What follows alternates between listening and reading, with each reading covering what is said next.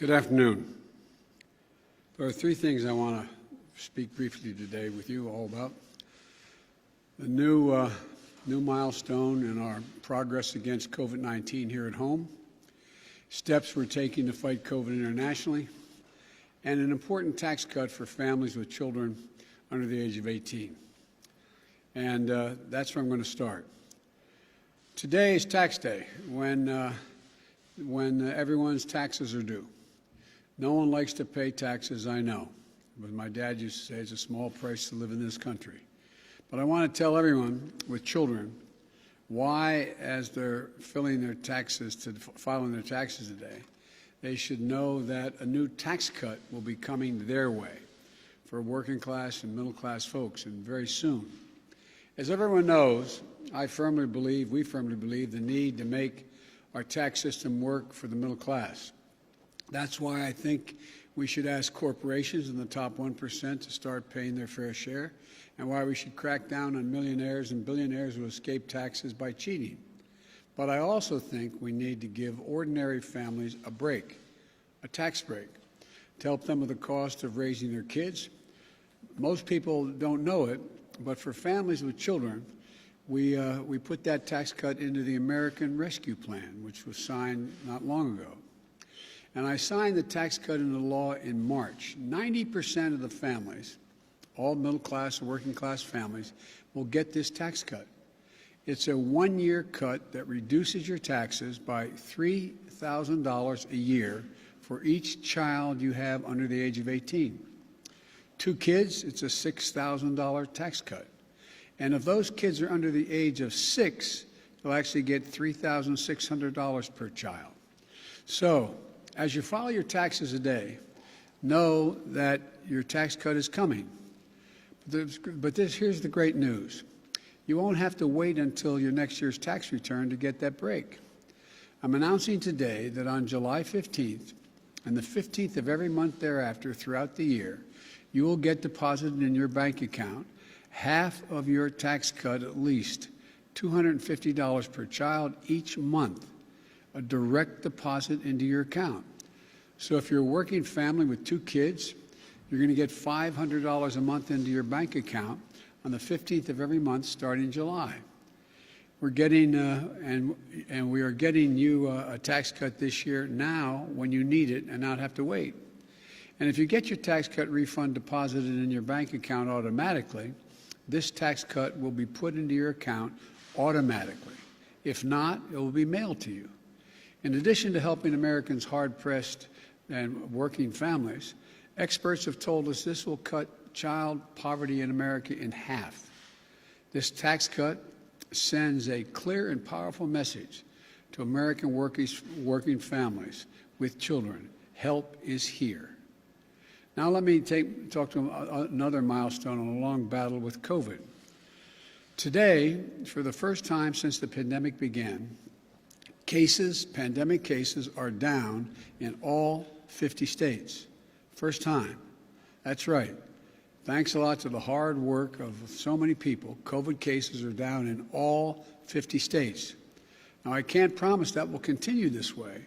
We know there will be advances and setbacks, and we know that there are many flare-ups that could occur. But if the unvaccinated get vaccinated, they will protect themselves and other unvaccinated people around them. If they do not, states with low vaccination rates may see those rates go up, may see this progress reversed. Ultimately, those who are not vaccinated will end up paying the price. The vaccinated will continue to be protected against severe illnesses, but others may not be if you're not vaccinated. But given that the vaccination is convenient and free, it'll be a tragedy and a needless one to see COVID cases among those who do not get vaccinated go up. We're not done fighting this virus. We still have tens of millions left to vaccinate. But we are making significant progress. In fact, when tomorrow's vaccination numbers come out, they'll show that 60% of the Americans have received at least one shot. Every day, the light at the end of that tunnel is growing brighter. This vaccination effort has been a historic logistical achievement for our nation. And I want to thank the scientists and the researchers, the companies manufacturing the vaccines, the National Guard, the U.S. military, FEMA, the nation's governors, doctors, nurses, pharmacists. And I want to thank the American people who have stepped up and done their patriotic duty and gotten vaccinated. In less than 4 months, we've gone from less than 6% to 60% of adults in America with at least one shot. We're seeing the results in we're seeing the results in people's lives and in their livelihoods. Deaths are down from COVID by 81%, and also at their lowest level since April of 2020. As a result of our prompt action to roll out the vaccine and boost the economy, we've gone from stagnation to an economy that is growing faster than it has in nearly 40 years. We've gone from anemic job creation to a record of creation for a new administration. None has ever created this many jobs in this time frame. The progress is undeniable, but we're not done yet, and some of the hardest work is ahead. We're still losing too many Americans, and we still have too many unvaccinated people in America. Last week, the CDC announced that if you're fully vaccinated, you no longer have to wear a mask. They reported that the science now shows that your vaccination protects you as well as being masked or better than being masked. So you can protect yourself from serious illness from COVID by getting vaccinated or wearing a mask until you're fully vaccinated. Either way, you're protected.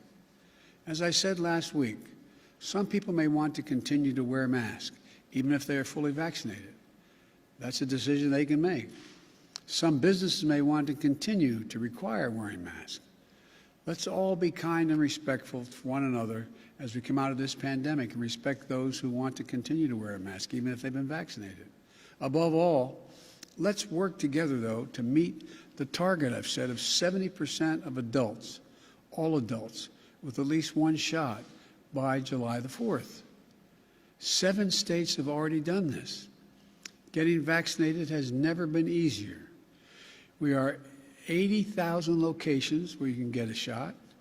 90% of you live within 5 miles of one of those locations. You can now find a vaccine site near you by texting your zip code to 438829. 438829. Your zip code and that number. You'll get all the places near you. Many places don't require an appointment. Just walk in and get the shot. It's free, and everyone 12 years and above is eligible. If you need help getting your vaccine site, getting to or from your vaccination site, Lyft and Uber are offering free rides to take you to the vaccination site and bring you back home between May 24th and July the 4th to anyone who wants to get vaccinated. And I've called on employers to do their part as well, offering their employees paid time off to get vaccinated. And we've set up a program nationally to reimburse those businesses for the cost of giving employees the time off. Now it's time to get your shot. We have the vaccine. We've secured enough supply to vaccinate all adults and children above the age of 12.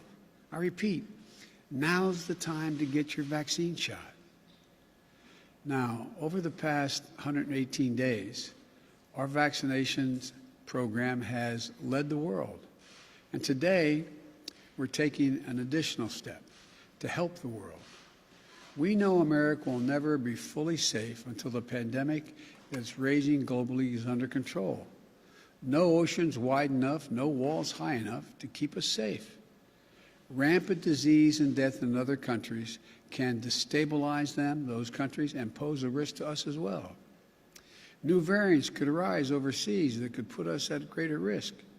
And we need to help fight the disease around the world to keep us safe here at home and to do the right thing of helping other people. It's the right thing to do. It's the smart thing to do.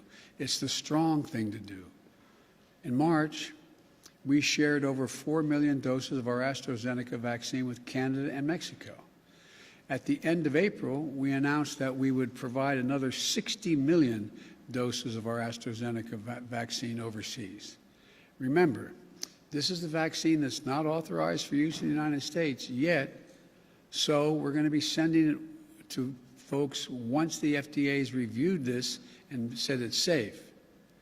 This is all the AstraZeneca vaccine produced in the United States. All of it will be sent to other countries. And today, I'm announcing they will also share U.S. authorized vaccine doses of Pfizer and Moderna and Johnson & Johnson as they become available with the rest of the world as well. These are vaccinations and vaccines that are authorized to be put in arms of Americans. And by the end of June, when we will have taken delivery of enough of such vaccines to protect everyone in the United States will share at least 20 million of those doses, that extra supply, with other countries. This means over the next 6 weeks, the United States of America will send 80 million doses overseas. That represents 13% of the vaccines produced by the United States by the end of June. This will be more vaccines than any country has actually shared to date, 5 times more than any other country, more than Russia, China, which have donated 15 million doses. You know, there's a lot of talk about Russia and China influencing the world with vaccines. We want to lead the world with our values, with this demonstration of our innovation and ingenuity and the fundamental decency of the American people. Just as in World War II, America was the arsenal of democracy in the battle against COVID-19 pandemic, our nation is going to be the arsenal of vaccines for the rest of the world. We'll share these vaccines in the service of ending the pandemic everywhere. And we will not use our vaccines to secure favors from other countries. We'll work with COVAX, the international organization set up, and other partners to ensure that the vaccines are delivered in a way that is equitable and that follows the science and the public health data. Today's announcement to share 80 million doses is our next step as we ramp up the efforts to respond to COVID-19 around the world. In the weeks ahead, working with the world's democracies, we'll coordinate a multilateral effort to end this pandemic. I expect to announce progress in this area at the G7 summit in the United Kingdom in June, which I plan on attending. This is a unique moment in history, and it requires American leadership. But I want to be clear. Beating this pandemic globally is beyond the capacity of any one nation, even the United States. But the United States will continue to donate our excess supply as that supply is delivered to us. But that won't be nearly enough. What we need to do is lead an entirely new effort, an effort that involves working with the pharmaceutical companies and others and partner nations to vastly increase supply, to create, most of it here in the United States, the kind of capacity that can beat this pandemic worldwide in a way that creates jobs here at home and saves lives abroad. This will take longer than our immediate work to donate from the existing supplies. And we're going to be asking other nations to help shoulder the economic cost of this effort. But the consequences will be more lasting and more dramatic. Doing this will help us beat the pandemic and leave us with a manufacturing capacity here to prepare for the next crisis, the next vaccine needed. I'm putting Jeff Zients, who is leading our COVID team and the COVID efforts to beat the virus here in the United States, in charge of this effort. Jeff will be working with our National Security Council and a talented, dedicated team that has been stood up all across our government. It'll include Gail Smith at the State Department leading in diplomacy and experts from our Agency of International Development and the Department of Health and Human Services as well. We're going to bring the same whole-of-government response to the global effort that made us so successful here at home. Again, we, the United States, has secured enough supply for all eligible Americans, all Americans 12 years old and older. And we still have work to do, though, hard work. But because we have done so much here, because of the power of American companies, research, and manufacturing, we can continue to do more to help the rest of the world. This is a rapidly changing world, and it's a mistake to bet against democracies. Just as democracies led the world in the darkness of World War II, democracy will lead the world out of this pandemic. And America will lead those democracies as they work to bring greater health and hope to the world in the months to come. And folks, think back. 4 months ago was an audacious goal that we had to put 1 million shots in the arms in my first 100 days as president. 100 million, I should say. We did over 220 million shots in that time frame. Back then, most adults weren't eligible to get the shot. Now, everyone 12 years or older is eligible. And tomorrow, by tomorrow, 60% of all American adults will have received at least one shot. Look what we've done. Look what we've done, America. Look at what you've done, America. There's not a single thing beyond our capacity to do in this country when we decide to do it, and we do it together. We can do whatever we set our minds to do if we do it together. And that's exactly what we're going to do. Solve the problem here in the United States, which we're well on our way of doing, and help solve the problem for the world by organizing the rest of the democracies of the world. I want to thank you all. God bless you, and may God protect our troops. Thank you Mr. very President, much. will you now insist on a ceasefire in Israel? Mr. President, will you insist on a ceasefire given the escalation of violence? Sir, are you worried about the situation in India, sir? Mr. President, will you now insist upon a ceasefire given the escalation in violence we've seen over the weekend? I'll be speaking with the Prime Minister in an hour, and I'll be able to talk to you after that. Do you still believe you've defended Israel's right to defend itself? Do you still believe its actions are proportionate to what they're facing?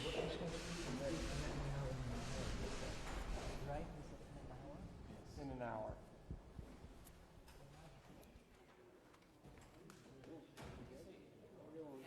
An hour.